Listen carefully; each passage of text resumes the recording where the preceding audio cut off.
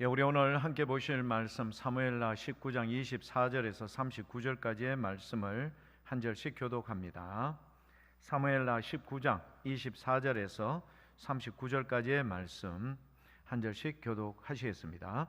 사울의 손자 무비보셋이 내려와 왕을 맞으니 그는 왕이 떠난 날부터 평안히 돌아오는 날까지 그의 발을 맵시 내지 아니하며 그의 수염을 깎지 아니하며 옷을 빨지 아니하였더라.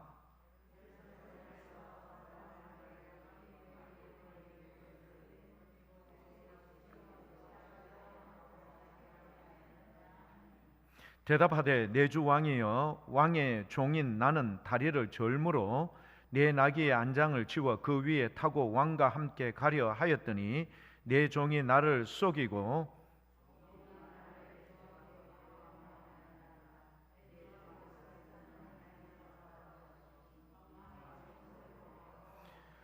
내 아버지의 온 집이 내 주 왕 앞에서는 다만 죽을 사람이 되지 아니하였나이까. 그러나 종을 왕의 상에서 음식 먹는 자 가운데에 두셨사오니 내게 아직 무슨 공의가 있어서 다시 왕께 부르짖을 수 있사오리까 하니라.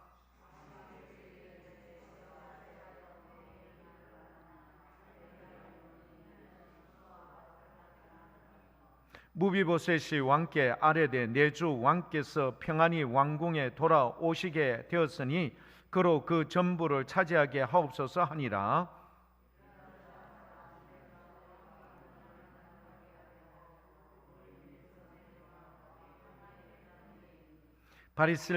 바리실레는 매우 늙어 나이가 80세라. 그는 큰 부자이므로 왕이 마하나임에 머물 때에 그가 왕을 공개하였더라.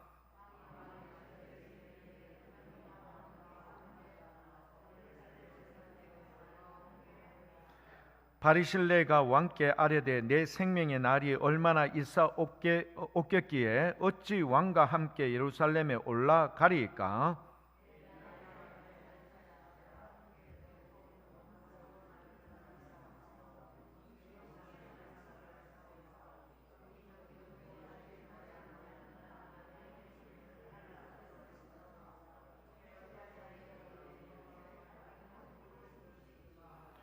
당신의 종은 왕을 모시고 요단을 건너려는 것뿐이거늘 왕께서 어찌하여 이 같은 상으로 내게 갚으려 하시나이까.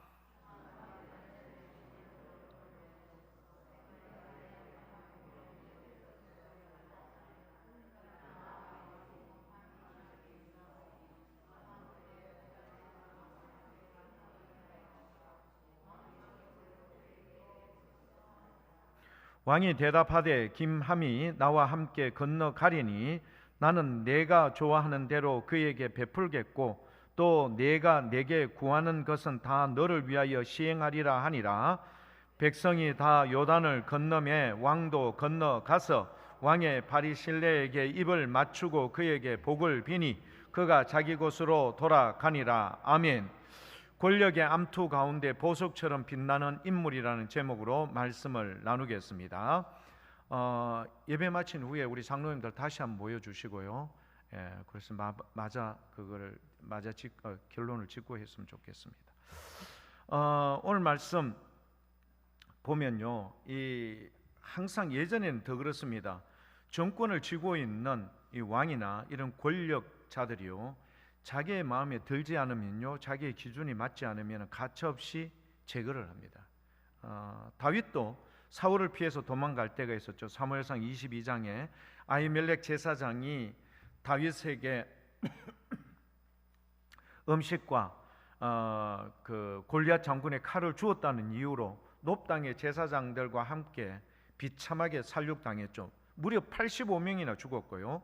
노베, 남녀, 아이들, 심지어는 젖 먹는 자들, 그리고 소와 나귀와 양까지도 칼로 다 죽여버렸어요. 그만큼 사울이 다윗에 대한 증오심이 극에 도달했기 때문입니다. 자, 이런 상황을 가지고 있다면 다윗이 지금 압살롬을 피해서 지금 도망을 갔거든요. 간 상황에서 다시 돌아온 겁니다. 다시 돌아왔는데 아무래도 다윗의 마음에는 이 부분이 마음에 들지 않았던 거예요. 뭐가? 무비보셋이 자기가 그렇게 은혜를 베풀어 주었는데 무비보셋을 그 종이었던 시바는 오히려 자기에게 두 나귀에다가 안장을 지어서 그리고 각종 각양의 음식들을 가지고 와서 왕이 피신하는데 도움이 될 수 있도록 그렇게 배려를 했죠. 그리고 나서 네 주인이었던 무비보셋은 어디 있느냐? 그는 이제 왕의 시대는 끝났으니까 자기의 시대가 도래한다고 예루살렘에 그냥 남아 있습니다.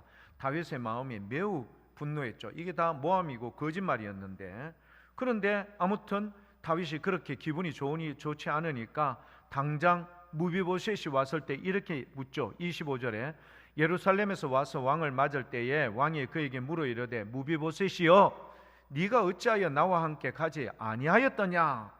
다윗이 매우 불쾌하게 그렇게 이야기를 했습니다. 내가 너를 죽은 목숨과도 같은 너를 살려주었고 네가 늘 내 앞에서 항상 아침을 먹을 수 있도록 식사를 같이 할 수 있도록 배려도 해주었고 네가 빼앗겼던 모든 재산도 다시 환원해서 너에게 그렇게 주었거늘 네가 그렇게 안 한 이유가 뭐냐? 여러분, 무비보셋은요 그의 진심이 아니었어요.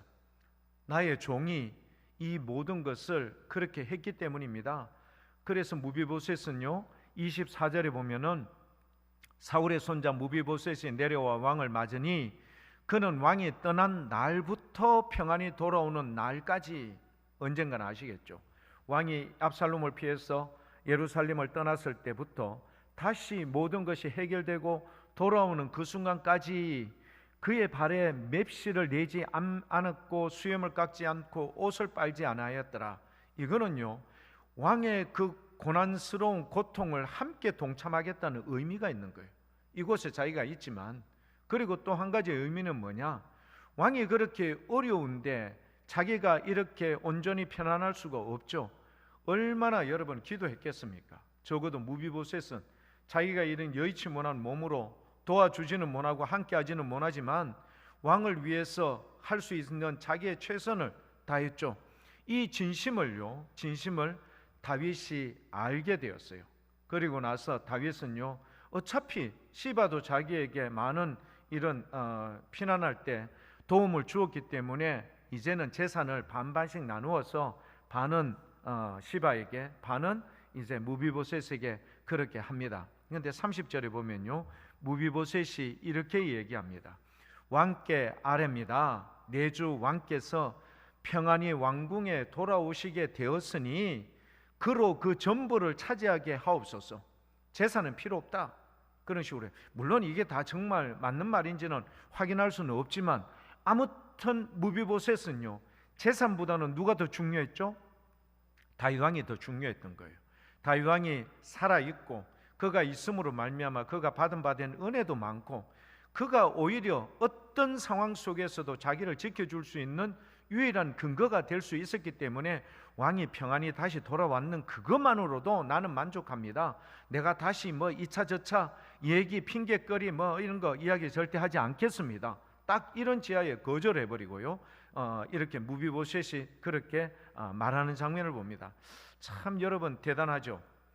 한번 은혜를 받은 바 된 무비보셋이요 자기의 이런 열악한 상황 속에서도 다윗에게 자기가 해야 할 모든 것을 진심으로 그렇게 아뢰는 모습. 그러니까 이 내용 24절이나 30절 내용의 말씀을 봐도 이거는 정말 무비보셋이 진심 어린 말로 이렇게 하는 거예요. 그러니까 겉다르고 속다르는 게 아니라 이렇게 하는 모습을 우리가 단번에 알 수 있죠. 참 이런 인생이 얼마나 보석같이 빛나는 인생입니까? 이 상황 속에 우리 하나님이 간섭하지 않겠습니까? 딱 알죠. 저 사람이 저런 말하는 것, 저런 속셈, 저 마음, 이런 거를 우리 주님이 다윗과 무비보셋이 대화하는 중간이지만 딱 그 상황에서 알고 있는 것 같아요. 무비보셋이요 이런 상황에서 정말 자기도 할 말이 많지만 누구에게? 그렇죠. 그의 종 시바에 행하였던 악행과 자기를 속였던 것, 그리고 자기를 이렇게 모함했던 것 다 얘기하고 싶지만 왕이시여 나는 여기에 대해서 이야기하지 않겠습니다. 그냥 왕의 처분대로 내가 지금까지 죽었던 생명인데 다시 산 것만 해도 감사, 그리고 이렇게 왕의 은혜로 말미암아 이렇게 귀한 자리에 설 수 있는 것도 감사. 그러니 내가 더 이상 이야기할 처지도 안 되고 그렇게 이야기할 수도 없습니다. 다만 왕이 왕궁으로 돌아온 것만으로도 나는 만족하고 이 나의 재산을 그에게 다 주어도 나는 무관합니다. 이런 표현을 하는 거죠. 참 여러분, 권력의 암투 사이에서 이렇게 보석처럼 빛나는 이 무비보셋, 오늘 두 번째 그 보석같이 빛나는 사람은 나이 많은 80세가 되었던 바르실레라는 사람입니다. 자, 우리가요 지금 얼마 전에 이런 뉴스가 나왔습니다. 정경련이라고 있죠. 전국경제인연합회라는 이 정경련이라는 이런 말하자면 단체가 있습니다. 이 경제는요 정치권과 함께 이렇게 뭔가 이렇게 톱니바퀴 돌듯이 그렇게 함께 돌아갔었어요. 그런데 얼마 전에 정경련의 이름을 55년 만에 이름을 바꾸었어요. 그 이름이 한국경제인 협회라고 이름을 바꾸었어요.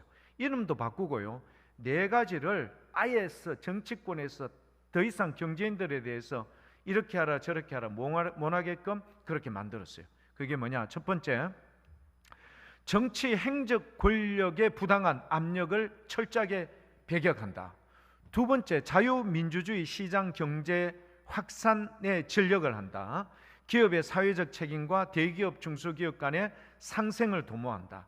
그리고 혁신 주도 경제 및 일자리 창출을 위해서 모든 우리나라의 경제인들이 힘을 합쳐서 나갈 것을 이렇게 주문을 했다고 합니다. 그러니까 경제인들은 정치권을 힘입어서 뭔가 이득을 챙기고 그 다음에 이 정치인들도 경제인들로부터 뭔가를 부당 이익을 그렇게 챙기는 이 모든 것을 단절을 해버리고요, 정말 이 경제가 이렇게 온전하게 나아갈 수 있도록 이렇게 하는 것을 얼마 전에 55년 만에 이름도 바꾸고 모든 이제 이 일에 대해서 명확하게 명시를 했습니다. 자, 이러기가 쉽지가 않죠.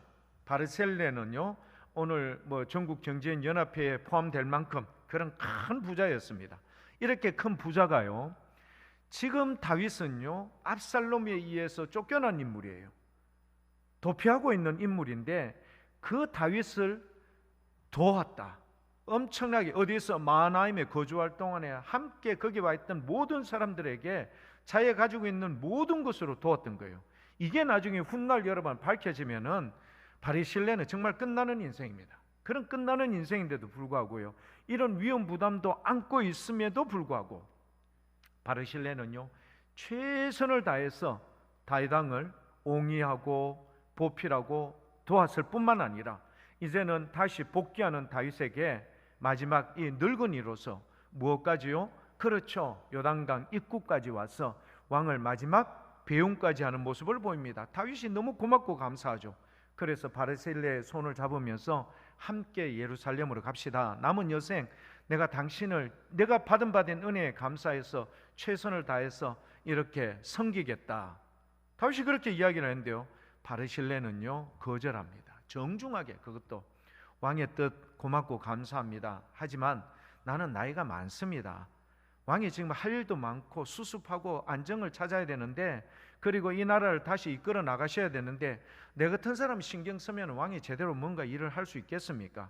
그러니 왕이시여, 내가 이만큼 하고 왕이 했는 것에 대해서 나는 더 이상 바라는 것도 없습니다. 정왕이 그렇게 원하시면 아마 이 사람이 누군지는 정확하게는 알 수는 없지만 아마 자기 아들이지 않을까라는 생각이 있습니다. 그 아들에 대해서 청거를 하죠. 청거를 하고 이제 다윗이 그 아들을 당신에게 부어주어야 할 그것을 이 사람에게 다 대신 그렇게 항했다라고 이야기는 하지만 바르실레의 표현, 말, 그리고 그의 모습들 보십시오. 얼마나 왕을 배려합니까? 왕의 마음을 아프지 않게 하고요, 왕을 옹이하고 왕의 정치를 함에 있어서 자기 때문에 걸림이 되지 않도록 그렇게 배려하는 이 바르실레의 모습, 오늘 무비보셋과 바르실레 이 두 사람을 통해서 우리는요 어두운 시대일수록, 이런 각박한 시대일수록 보석같이 빛나는 사람, 즉 자기를 내려놓고 왕을 위해서라면 이렇게까지 최선을 다하여 섬김과 도를 아끼지 않는 귀한 모습, 저는 이 바리실레 혹은 무비보셋 같은 인물은요, 다윗에게도 인정받을 뿐만 아니라 하나님께도 인정받는 그런 위대한 인물인 것으로 저도 믿어 의심치 않습니다. 교회 여러분들도 이런 훌륭한 무비보셋 그리고 바르실레 같은 귀한 인물들 되셔서 우리 하나님의 사랑을 받되 우리 하나님의 은총을 입는 믿음 있는 귀한 교회 여러분들 다 될 수 있길 축복합니다. 기도하겠습니다. 아버지, 고맙고 감사합니다. 어려운 시기, 이런 암투가 벌어지는 이 상황 속에서도 목숨의 위태로움과 가문의 패망을 무릅쓰고서라도 최선을 다하여 섬겼던 바르실레 혹은 무비보셋, 우리는 이런 위대한 보석 같은 인물이 정말 이 시대에 필요한 인물입니다. 교회에 꼭 필요하고 우리 하나님 나라에 합당한 자로서 필요한 존재인 것을 알고 우리 함께 이런 모습을 닮아가는 우리 모든 믿음의 교우들 될 수 있도록 역사해 주옵소서. 감사드리며 예수님 이름으로 기도드립니다. 아멘.